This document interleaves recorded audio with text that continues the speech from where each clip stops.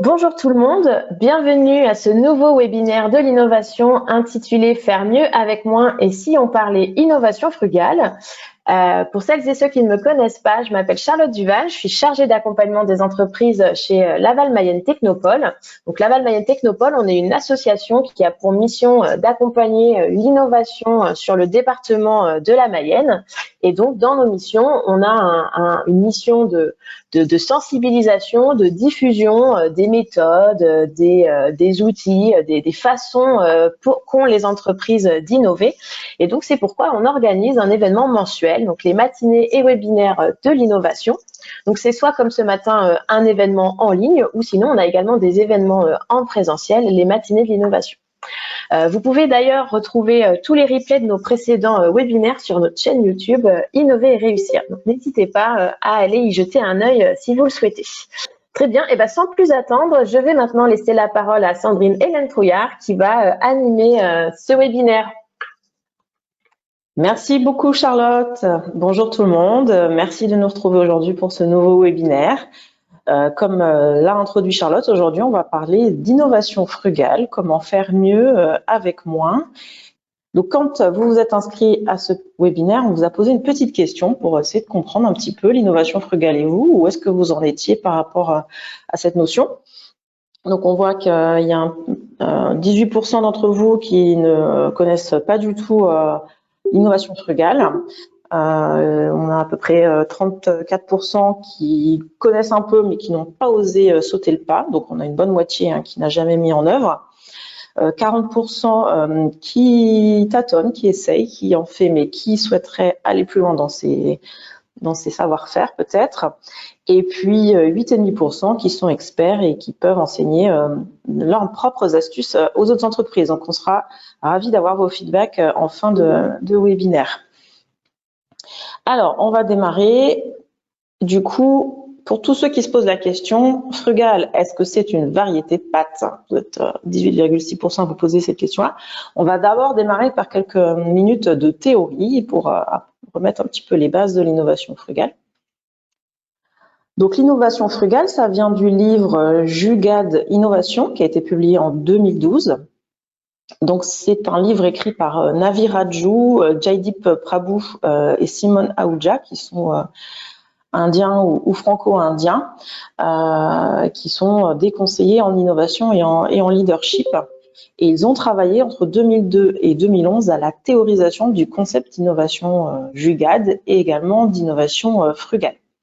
Donc peut-être avez-vous déjà entendu parler de ce livre ou peut-être même l'avez-vous lu, et il y a eu également d'autres livres ensuite qui ont été édités ou réédités par les auteurs. Hop.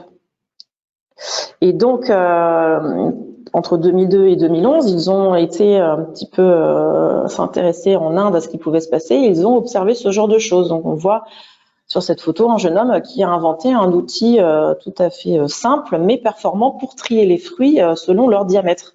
Donc on voit qu'il a tout simplement mis des boîtes en carton et puis deux rails en fer qui s'évasent petit à petit, et donc en mettant le fruit en haut et en faisant rouler, ça va trier tout simplement les fruits par diamètre. Donc c'est une invention qui est très simple mais qui est très fonctionnelle. Donc, suite à toutes leurs multiples observations, je vais pas tout vous représenter là, mais je vous donnerai des exemples au fur et à mesure. Ils ont théorisé ce qu'ils appellent le jugad. Donc, c'est un mot hindi qui désigne un bricolage innovant ou une ingénieuse solution de fortune. Donc, c'est un petit peu un synonyme de débrouillardise, on pourrait dire en français. Donc, sur cette photo, on voit une jeune fille qui a inventé une machine à laver le linge qui fonctionne sans électricité, donc uniquement avec la force du pédalage. Vous allez me dire, c'est bien tout ça, mais au final, c'est pas nouveau. Et effectivement, le jugad, l'innovation frugale, la débrouille, tout ça sont des concepts qui existent depuis longtemps. C'est ce qu'on appelle aussi chez nous le système D, par exemple. Quand on n'a pas de plaque de cuisson, on peut utiliser un fer à repasser et on arrive à faire chauffer son lait ou son thé. On connaît tous peut-être moins pour les plus jeunes d'entre nous, mais en tout cas la série MacGyver, où grâce à un petit comment dire, couteau suisse ou autre, on pouvait trouver des solutions incroyables. La débrouille, le do it yourself, comme on l'a dit, tout ça, ce sont des synonymes et qui viennent, finalement, ce sont des choses qu'on a un peu fait depuis toujours. Là, je vous ai remis la petite photo de la piscine. Quand j'étais petite à la ferme, ma grand-mère, elle me fabriquait une piscine avec des ballots de paille et une bâche. Donc ça aussi, on pourrait appeler ça quelque part peut-être une innovation frugale ou jugale.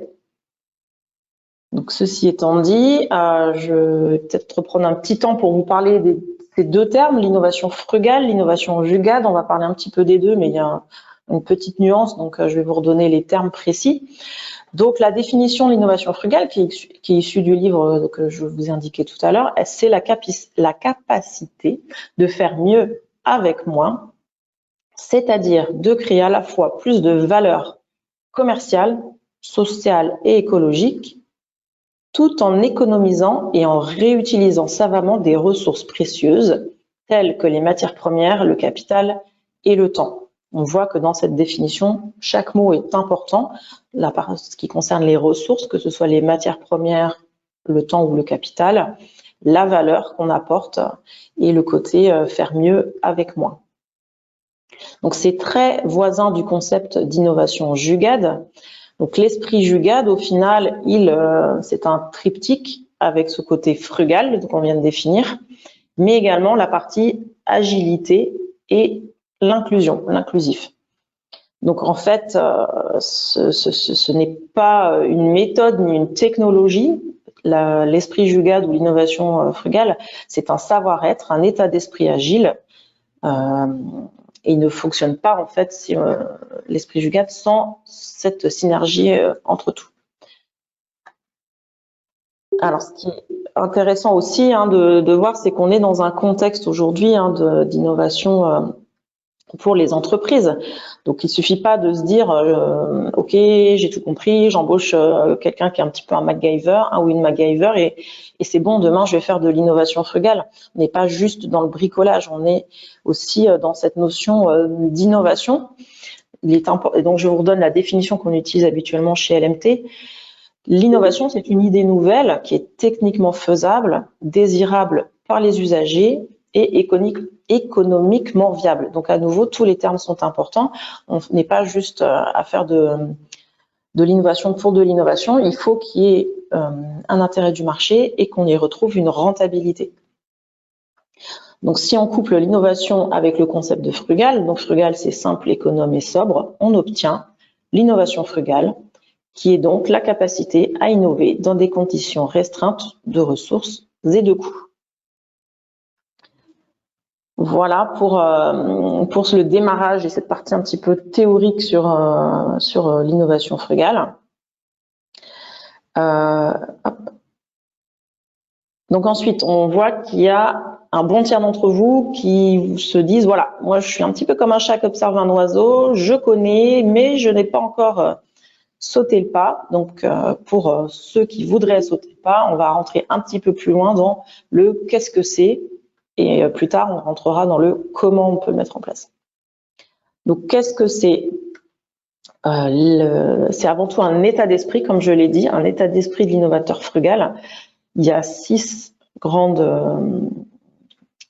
pas des étapes, mais grandes états d'esprit de l'innovateur frugal. Je vais les détailler après, mais je vais juste vous les donner rapidement maintenant. Donc, c'est de rechercher les opportunités dans l'adversité, faire plus et mieux avec l'existant, penser et agir de manière flexible, faire simple et aller à l'essentiel, intégrer les marginaux et les exclus, et enfin, écouter son cœur. Donc, je vais vous exposer un petit peu après l'état d'esprit en l'illustrant avec des exemples.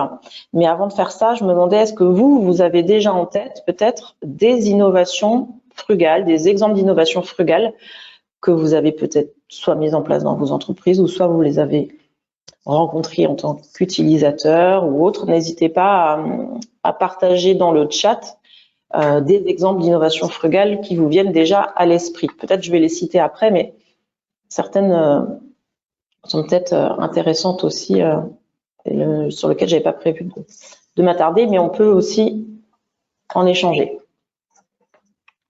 La Dacia, effectivement, la Dacia de Renault, c'est un exemple qui est fréquemment cité en innovation frugale, puisqu'ils ont été capables de mettre au point une voiture qui est beaucoup moins chère que l'existant. Et on voit que ça a été une révolution un petit peu à l'époque, hein, cette voiture moins chère de chez Renault avec une nouvelle marque, mais qui permet à l'entreprise de vraiment tirer son épingle du jeu aujourd'hui. Hein. Ça reste vraiment une marque qui fonctionne bien, en plus de toutes les entreprises, enfin toutes les voitures, pardon, électriques ou hybrides.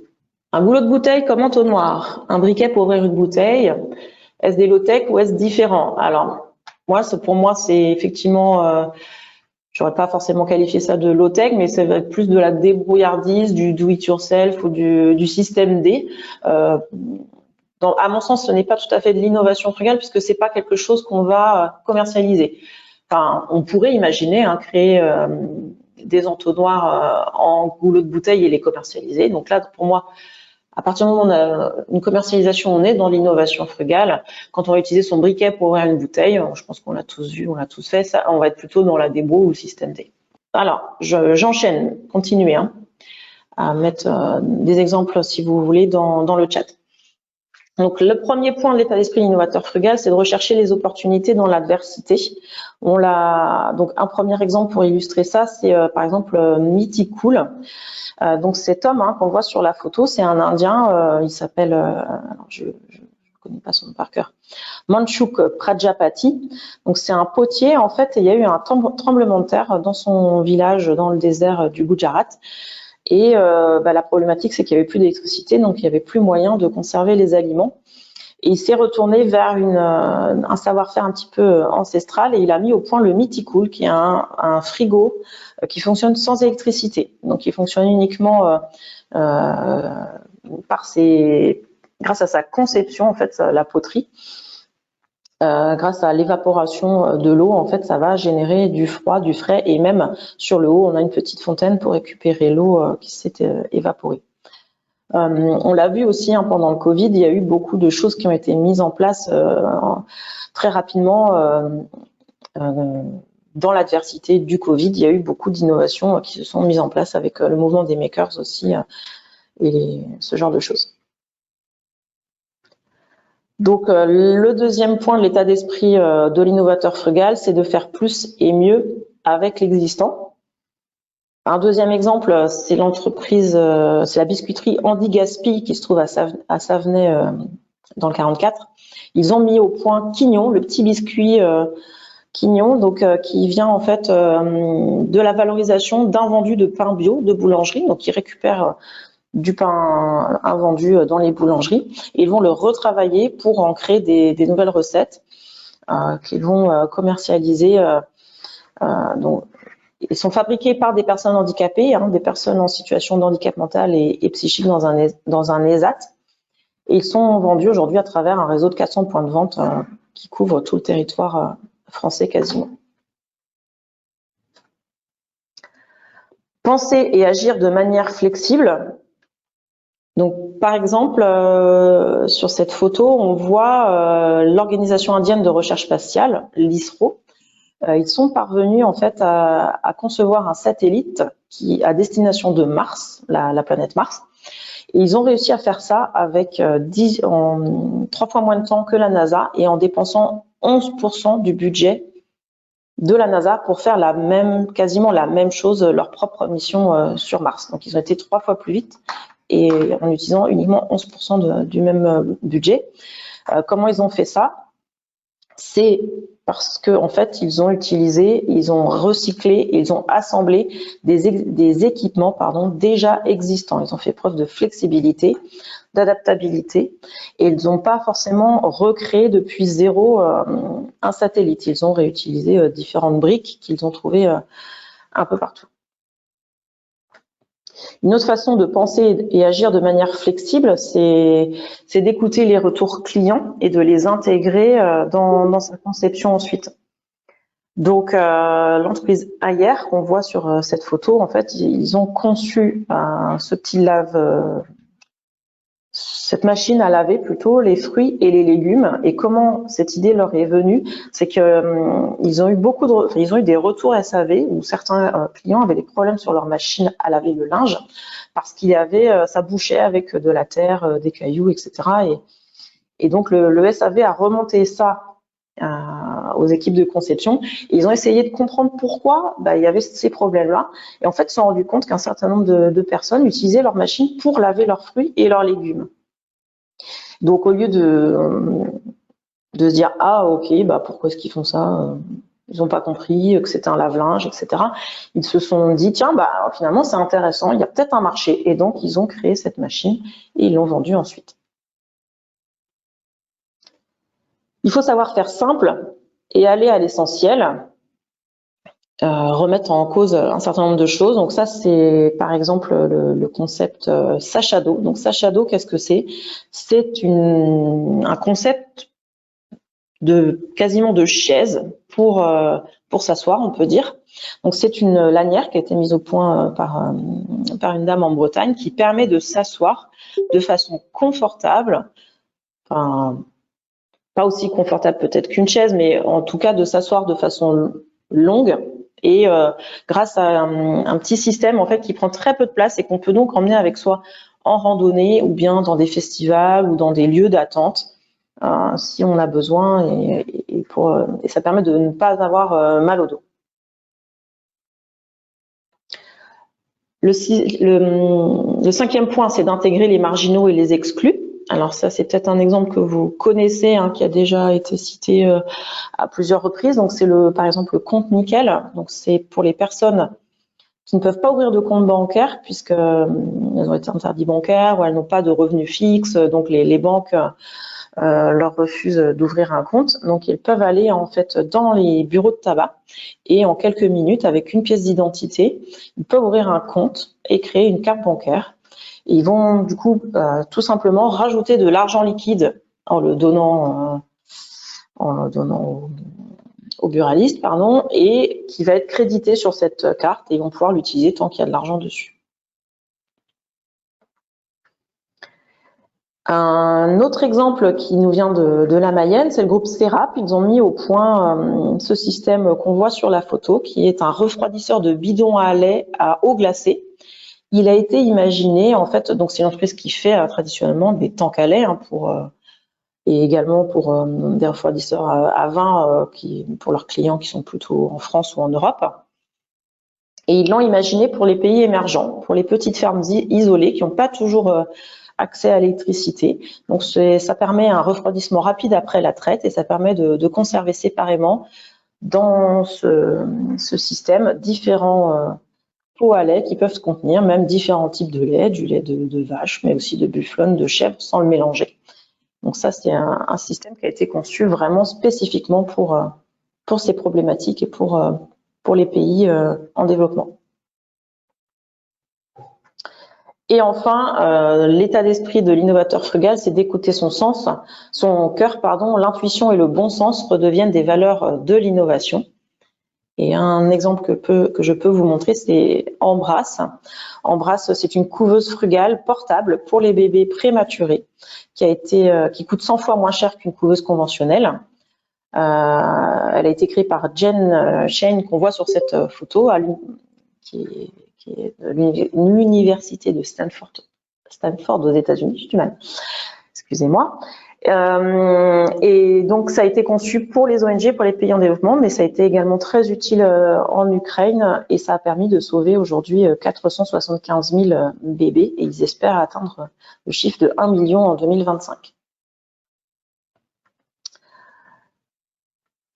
Donc maintenant qu'on a été un petit peu plus loin dans les concepts, pour ceux qui se sentent comme un enfant qui apprend à faire du vélo, qui avance mais qui ont encore besoin des petits trous, je vais vous donner quelques conseils et des outils et puis quelques méthodes peut-être pour vous aider à mettre en place l'innovation frugale et à l'expérimenter dans vos entreprises.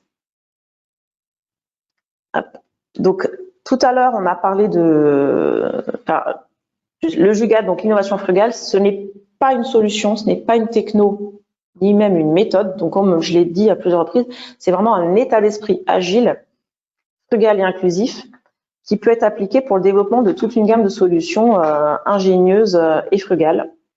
Et ça peut s'appliquer aussi bien sur le low-tech, le no-tech, que le high-tech, comme le montre cet iceberg. Hop. Donc, mettre en place l'innovation frugale, ça peut se faire de différentes façons. Ça peut être mettre en place des produits et des services frugaux, des business models frugaux, ou bien une culture et un état d'esprit frugal. Donc, quand on veut mettre en place l'innovation frugale, on peut commencer à différents niveaux de cette pyramide. On peut bien soit commencer par le bas, entre guillemets, de la pyramide, donc mettre en place une culture et un état d'esprit frugal qui vont engendrer petit à petit des business models et ou des produits et services frugaux. Soit on commence en mettant au point un premier produit ou un premier service frugal et petit à petit, ça va infuser la culture et l'état d'esprit dans toute l'entreprise. Donc, je voulais pas j'espère que je vous ai pas trop déçu quand je vous ai dit que c'était pas une méthode ou un outil, c'est vraiment un état d'esprit. Mais je peux quand même vous apporter quelques outils pour mettre en place l'innovation frugale dans votre entreprise avec ce qu'on appelle l'ingénierie frugale. Donc, l'ingénierie frugale, c'est un processus de réduction de la complexité et des coûts du cycle de vie des produits, mais sans en dégrader la qualité ou l'image. Donc, en gros, si on veut mettre en place une ingénierie frugale, il faut travailler premièrement sur la réduction substantielle des coûts, donc que ce soit des coûts du produit ou des coûts de production. Il faut savoir faire un focus sur les fonctionnalités essentielles pour les entreprises, enfin pour les clients de l'entreprise, et optimiser le niveau de performance de nos produits. Donc apporter le maximum de valeur possible avec un minimum de dépenses. Donc, comment on peut le prendre étape par étape? D'abord, identifier le besoin clé, le must-have, vraiment l'attente forte du client. Et on peut décider de satisfaire uniquement ce besoin clé et créer plus de valeur pour ce besoin clé. Ensuite, on va aussi déprioriser les besoins inutiles, ce qu'on appelle aussi les nice to have. Mais on peut quand même en garder si ça apporte une certaine valeur et que ce n'est pas trop complexe à mettre en place. Il faut veiller quand on fait ça à ne pas perturber l'écosystème, donc ça veut dire ne pas perturber l'écosystème de distribution quand on passe par des distributeurs, l'écosystème de logistique, etc. Et puis essayer au maximum de formater le produit pour la logistique existante et ne pas réinventer des systèmes qui vont complexifier, et donc qui dit complexifier dit ajouter des coûts. On peut aussi réfléchir à impliquer les clients, le do it yourself, mais ça c'est pas forcément nécessaire dans une innovation frugale, mais on peut éventuellement y réfléchir. Et il faut essayer d'éviter les investissements lourds et réutiliser au maximum ce qui est déjà existant. Pour illustrer ça, un exemple d'ingénierie frugale, donc c'est le sac à dos Harpenaz 10 de Decathlon qui est sorti en 2014. Donc c'est un sac à dos qu'ils ont vendu quand ils l'ont sorti à 2,99 €. Il est à 4 € aujourd'hui, mais ils l'ont vraiment lancé à un coût très bas. Et comment ils ont fait ça? C'est qu'ils ont vraiment identifié le besoin clé, le must-have. Donc c'est vraiment le transport des affaires dans un sac qu'on peut poser sur son dos. Ils ont dépriorisé certains nice to have, des pochettes à droite à gauche, etc., pour vraiment garder l'essence du besoin. Et puis, ils ont réduit considérablement le nombre de pièces qui constituent le produit, et donc les étapes de fabrication et de couture ont été vraiment drastiquement réduites, ce qui fait que on a une diminution du coût qui est là indiquée de moins 25%. Et ils ont bien pensé également, comme je vous le disais, la logistique avec le côté 30 à 70 pièces dans un carton de transport. Tout ça, ça a été intégré. Donc Decathlon, c'est vraiment une entreprise en France qui utilise l'innovation frugale.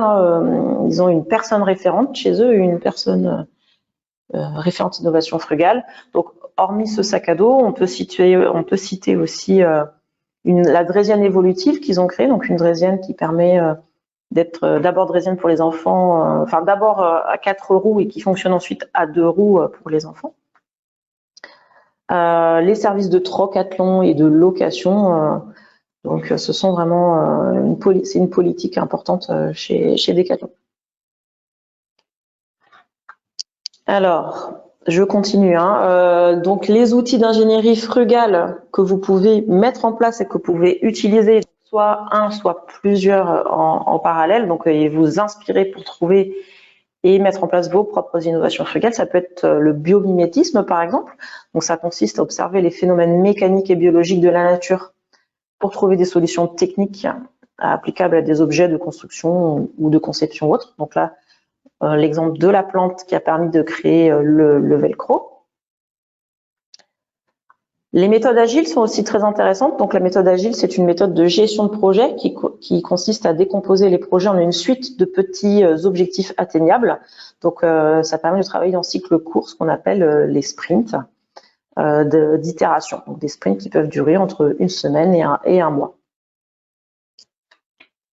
Également l'éco-conception. Donc l'éco-conception, ça consiste à intégrer l'environnement dès la conception d'un produit ou un service et lors de toutes les étapes de son cycle de vie. Donc tout ça, ce sont des méthodes qui ne sont pas du tout qui peuvent être utilisées pour mettre en place l'innovation frugale. Tout ça, ce sont des concepts, des méthodes qu'on peut utiliser qui vont ensemble. Il n'y a pas de côté, c'est l'un ou l'autre. On peut vraiment tout utiliser. Les techniques de créativité aussi, bien sûr, permettent d'avoir des nouvelles idées pour mettre en place l'innovation frugale. La stratégie océan bleu, donc c'est une stratégie qui permet d'éviter de lancer une activité sur un marché saturé et hyper concurrentiel. On cherche en fait à abandonner l'affrontement avec les concurrents et créer de nouvelles demandes, de nouvelles chaînes de valeur, de nouveaux marchés et capturer la valeur grâce à cette nouvelle offre innovante. On utilise pour ça la grille des 4 actions, donc on voit ici exclure, créer, atténuer et renforcer pour mettre en place la stratégie océan bleu. On peut citer aussi le design thinking. Donc ça, c'est un processus, des outils et un état d'esprit inspiré du design qui permettent de créer des produits, des services et des expériences centrées usagers. Donc c'est vraiment mettre l'usager au cœur des problématiques et donc au cœur de la conception de produits ou de services. Et également tout ce qui va être technique d'ingénierie, de design, voire même de design to cost peuvent être des choses sur lesquelles s'appuyer pour mettre en place l'innovation frugale.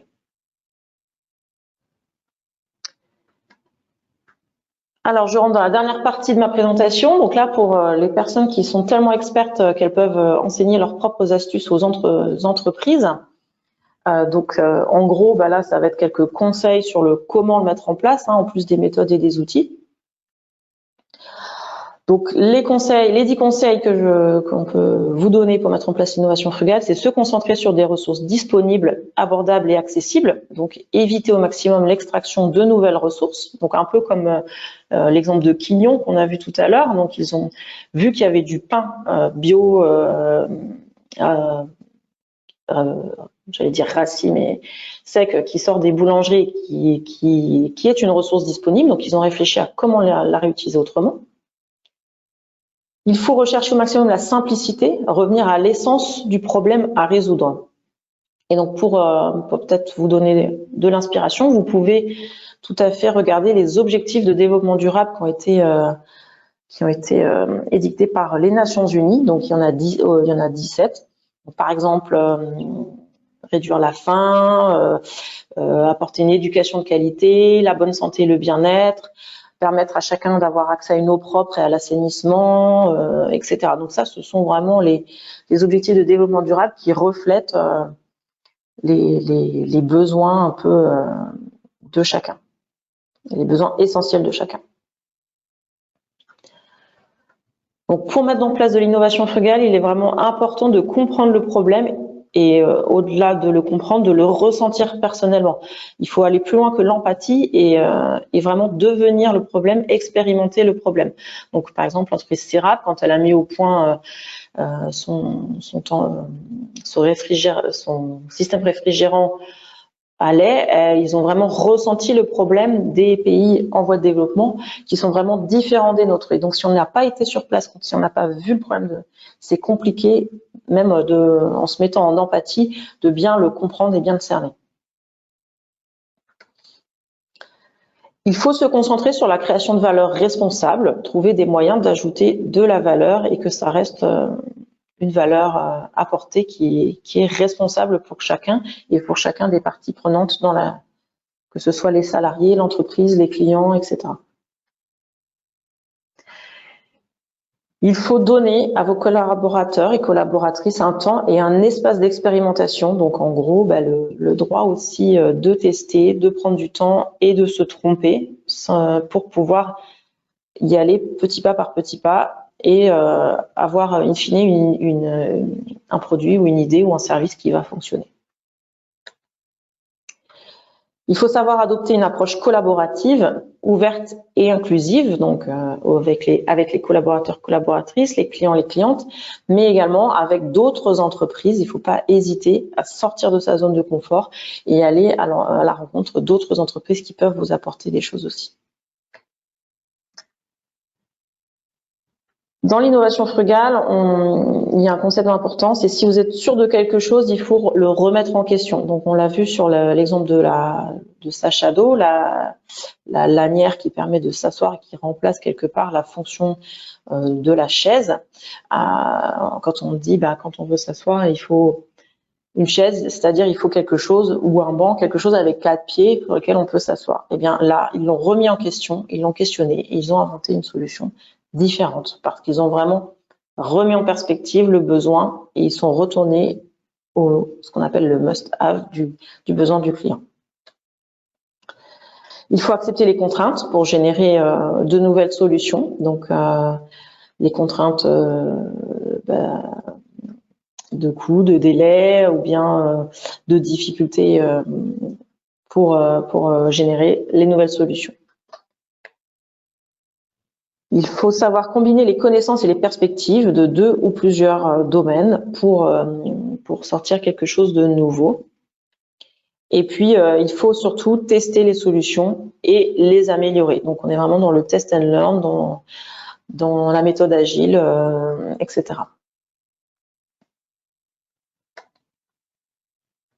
Enfin, les avantages, en conclusion, on s'approche de la conclusion, hein, donc les avantages qu'on voit pour les entreprises qui mettent en place ou qui voudraient mettre en place l'innovation frugale, c'est d'exploiter de nouvelles opportunités économiques. C'est de réduire, bien sûr, hein, je pense que c'est un petit peu le moteur de chacun, mais le coût et le temps de la recherche et développement. Essayer de sortir de la technologie pour la technologie. Se prémunir contre la volatilité des prix des ressources et sécuriser ses approvisionnements. Alors, c'est pas forcément quelque chose sur lequel ça peut pas être une promesse pour tous les innovations frugales, mais on peut sur certains tendre à ça en fonction de la nature de l'innovation. Et puis améliorer l'image de marque et la fidélité des clients, puisqu'on est vraiment dans une tendance où les clients vont chercher ce genre de produits ou d'approches. Et ça permet aussi d'augmenter l'implication des salariés et d'attirer plus de talents quand on est capable de mettre en place ce genre de choses. Bien sûr, tout n'est pas forcément évident, hein. Il y a des obstacles à la mise en place de l'innovation frugale. Donc, c'est quand on est déjà dans cette course à la technologie, dans son secteur d'activité, qu'on va sortir le nouveau frigo qui va être connecté avec sa liste de courses, etc. C'est difficile de sortir de ça pour imaginer une solution comme le Meaticool. Il peut y avoir le souci de l'image de marque. Qu'est-ce qu'on va penser de mon entreprise? Est-ce que je vais pas avoir une image de low-tech, voire de low-cost, et ça peut être dérangeant pour certaines entreprises ou certaines marques. Il y a également le casse-tête de la cannibalisation entre les produits. Donc, on a parlé tout à l'heure de la Logan. Quand Renault a mis en place et a créé la Logan, il y a vraiment eu ce souci de cette grosse question de qu'est-ce qui va se passer pour mes autres produits. Est-ce que je vais pas finalement scier la branche sur laquelle je suis assise quand je mets en place et quand je propose ce nouveau produit? Donc oui, effectivement, c'est un risque. Il peut y avoir une pression des actionnaires qui peuvent ne pas comprendre l'intérêt ou qui préfèrent rester dans quelque chose de plus sécurisé, de plus habituel, entre guillemets. La réglementation peut être un frein quelque part, hein, quand on peut parler aussi d'upcycling, réutiliser certains déchets, certains matériaux issus de déchets de production. Il peut y avoir la réglementation qui met des bâtons dans les roues.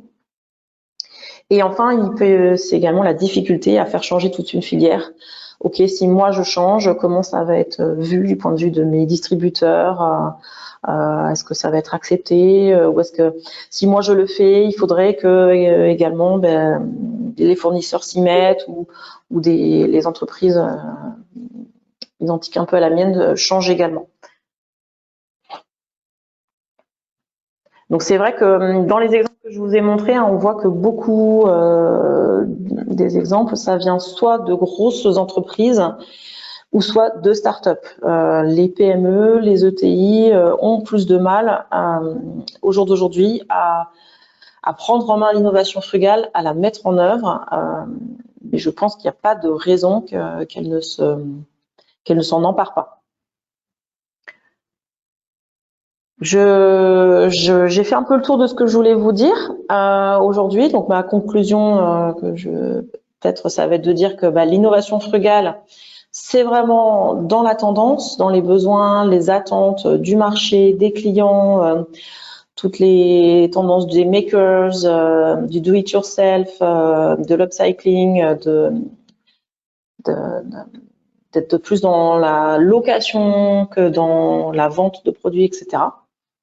Donc, si vous souhaitez aussi, hein, j'ai vu qu'il y avait encore des choses dans le chat, d'autres retours que vous souhaiteriez nous partager, n'hésitez pas. C'est ce que j'allais dire. J'allais vous inviter n'hésitez pas à partager des remarques. Peut-être qu'il y a des choses qui vous ont surprise dans la présentation de Sandrine. Eh bien, profitons du temps qui nous reste pour en échanger. Alors, il y a une question. Est-ce qu'on a des exemples de missions auprès d'entreprises qui appliquent cette logique? Donc, j'imagine des missions en temps d'accompagnement. Est-ce qu'il y a des accompagnements que tu as fait, Sandrine, qui sont dans cette mouvance?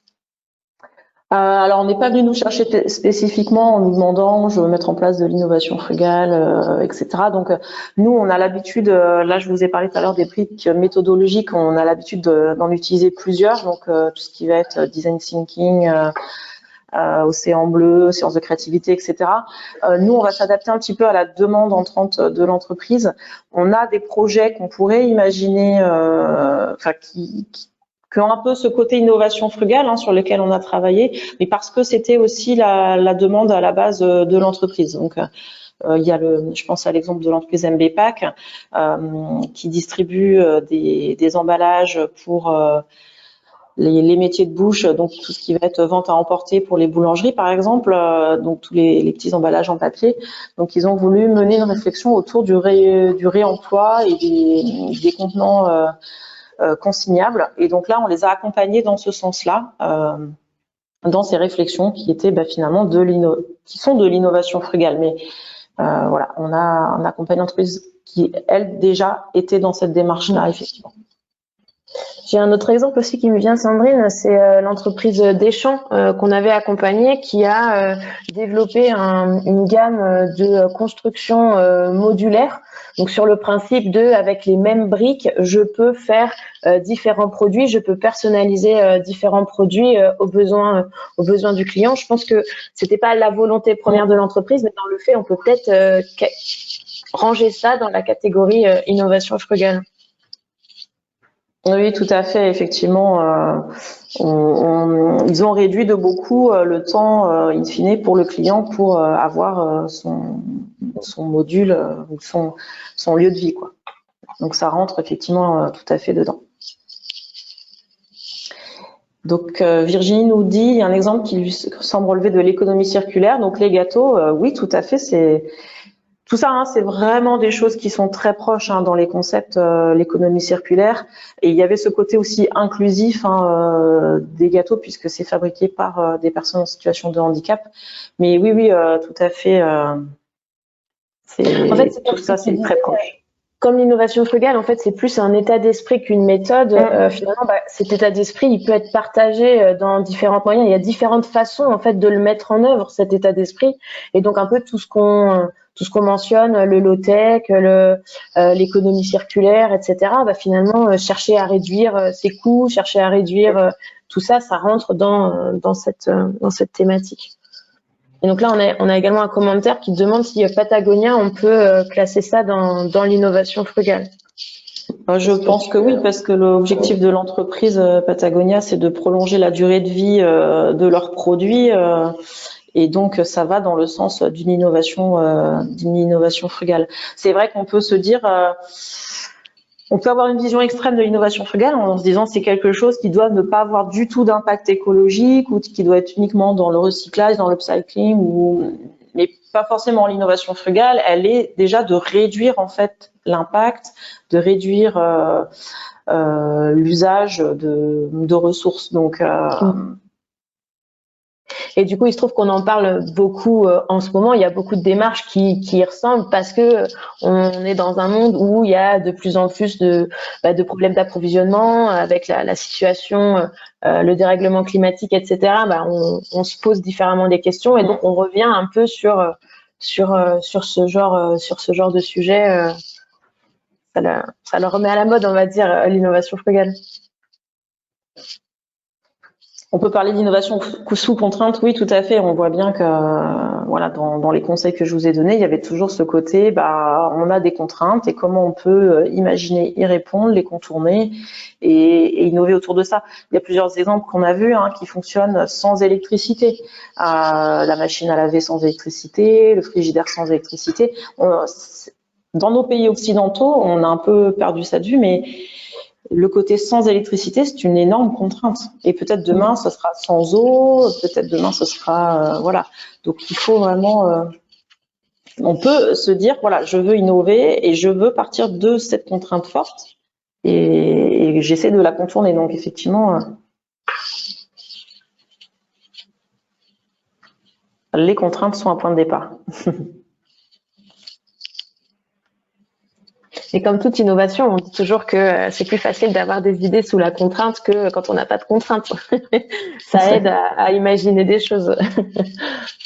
Et ça veut dire que voilà, il faut être vraiment dans un état d'esprit très ouvert, où on est prêt à penser les choses très différemment, puisque voilà, comme je le disais, quand on conçoit des frigos, c'est compliqué de se dire je vais faire de la poterie, parce que voilà, on a des métiers, des savoir-faire qui sont complètement différents, et quand on fait des frigos électriques depuis je sais pas combien d'années, c'est compliqué de se dire je fais 100 quoi. Il faut être très ouvert d'esprit. Il faut des équipes très agiles. Très bien. J'ai l'impression que les commentaires se tarissent. Eh bien Sandrine, je vais te remercier pour cette intervention. Merci beaucoup pour la présentation et puis pour la réponse aux questions. Et donc je disais en introduction, les matinées webinaires de l'innovation, donc ce sont des événements mensuels. Et donc la prochaine date, on aura le plaisir de vous retrouver en présentiel cette fois pour une matinée de l'itération.